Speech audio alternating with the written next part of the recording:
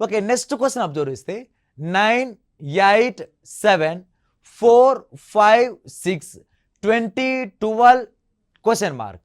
Okay, ఇక్కడ ఈ నంబర్ని అబ్జర్వ్ చేస్తే ఇక్కడ ఏం ఆన్సర్ వస్తుందో చూద్దాం.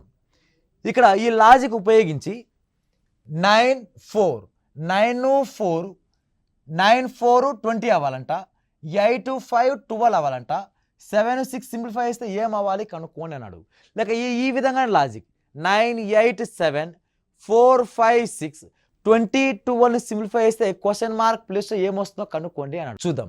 ఇక్కడ 9, 4 ఇక్కడ లాజిక్ ఏం లాజిక్ అంటే 9 కాస్త 4ని సబ్ట్రాక్షన్ చేస్తే 9 నుంచి 4 తీసేస్తే ఎంత 5 ఇంటూ ఇక్కడ 20 రావాలంటే ఇంటూ 4 చేయాలి, ఇంటూ 4. 9 - 4 వాల్యూ ఎంత 5, 5 4 = 20. అదే లాజిక్ రైటా రాంగా డిసైడ్ అవ్వాల్సింది నెక్స్ట్ మనది 8 - 5, 8 - 5 చేసి ఇంటూ 4, 8 - 5 వాల్యూ 3 ఇంటూ 4, 4 3 = 12, 12 సరిపోయింది. కాబట్టి మన ఆన్సర్ ఏం రావాలంటే ఇక్కడ 7లో నుంచి 6 తీసేయాలి. 7 నుంచి 6 తీసేస్తే అప్పుడు వచ్చిన నంబర్ని మనం ఏం చేయాలంటే 4తో మల్టిపుల్ చేయాలి. అలా 4తో మల్టిపుల్ చేస్తే 7 నుంచి 6 తీస్తే 1, 1 ఇంటూ 4, దేర్ఫోర్ ఆన్సర్ 4.